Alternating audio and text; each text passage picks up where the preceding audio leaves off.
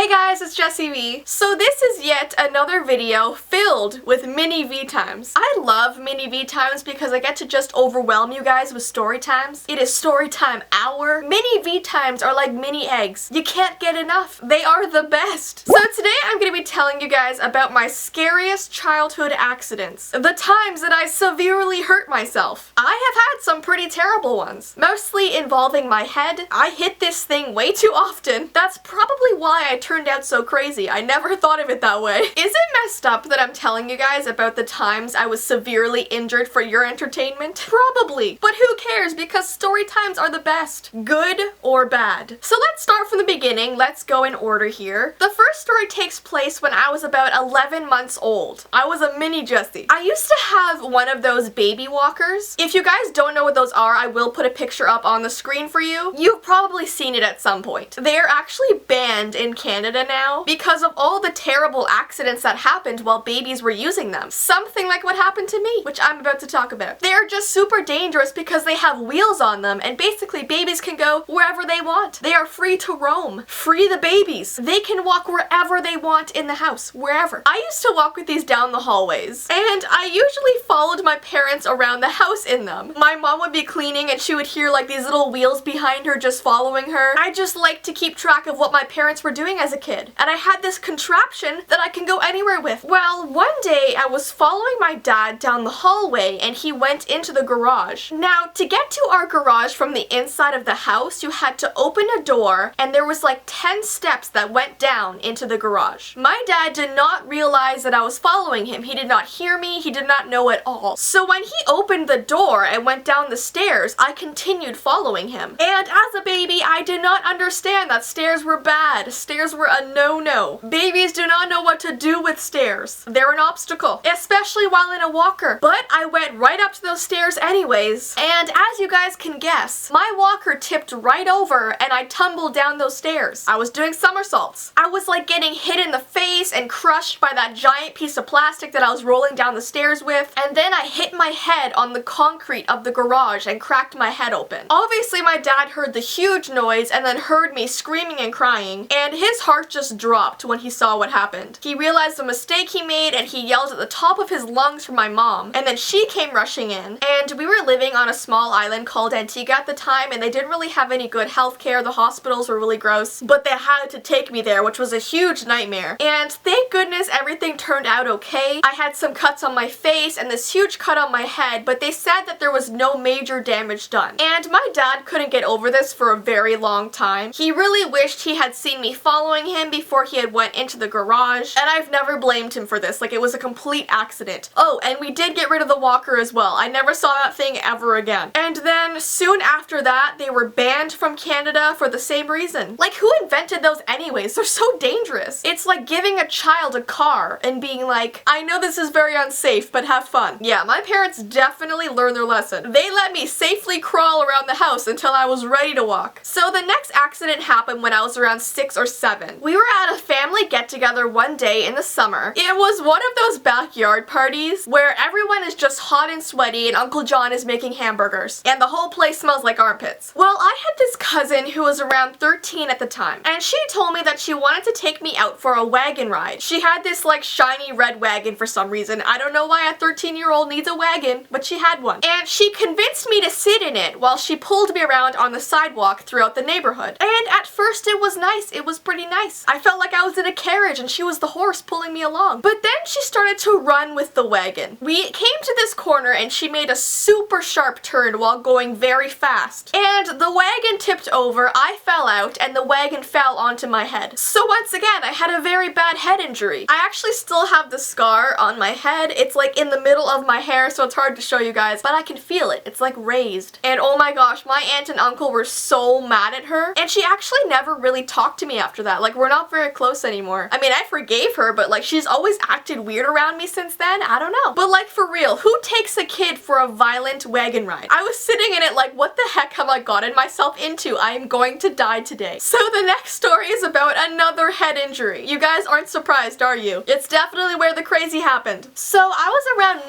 9 for this one, and I was at a water park with my grandparents. There were these rings that kids ran through with like water shooting out. I'll put a picture so you guys know what I mean. They're at like every water park. You've probably seen them. Well, when I was 9, those rings came up to about here on me. So in order to go through them, you kind of had to duck. But I didn't know that because I had never been through those rings before. I completely underestimated how tall I was compared to them. I saw these little 5-year-olds running through them just fine because they were really, really short. So I was like, psh, I can do this. I can run through these rings. So I ran up to them super, super fast, just ready to run through. And as you guys can imagine, I smacked myself right in the head and fell backwards onto the ground. It was like something you'd see in a comedy film. I'm sure everyone around in the water park was just dying laughing. They were probably like, look at this stupid kid. Look at her. Come on. Look at her. So I was lying on the ground and like at first I just saw black and then slowly I was beginning to see again and I was so embarrassed and I had this really huge pain in my head. My grandma saw what happened and she ran right over to me and yeah, I ended up having a concussion and my grandma had to check on me like every 2 hours when I was sleeping. It was fun. It was fun stuff and I never went to a water park after that. And the last story I'm going to tell you guys today happened when I was 13 and no, for once it does not have to do with my head, if you guys can believe that. You know those sliding closet doors? Well, I had one of those in my room. And for some reason, the very bottom of the sliding door had this sharp piece of metal sticking out for some reason. I don't know why. So one day after I had finished hanging up all of my clean laundry in my closet, I went to close my closet door. And because it slides, I accidentally slid the closet door over my toe and that sharp metal piece literally sliced a piece right off of my toe. Like it just cut my toe. A little piece came right off. And blood started pouring out of my toe instantly. There was blood everywhere. It looked like a murder. My parents actually had to take me into the washroom and put my foot over a tub because there was that much blood. I almost passed out. It was gross. I mean, it wasn't a huge chunk out of my toe, but I mean, a little bit did come off the end and it was gross. Anyways, that is all the stories I'm going to talk about today. There are a million more, so if you guys want me to make like a part 2 of like big accidents as a kid, I can definitely do that for you guys. As you can tell, I was a very clumsy child. I still am today. Not the child part, although I do act like one sometimes. I don't know. But anyways, I hope you guys found this somewhat funny and entertaining. As usual, my social media information is below, along with my vlog channel and my P.O. Box information, so check that out. And until next time, guys, bye!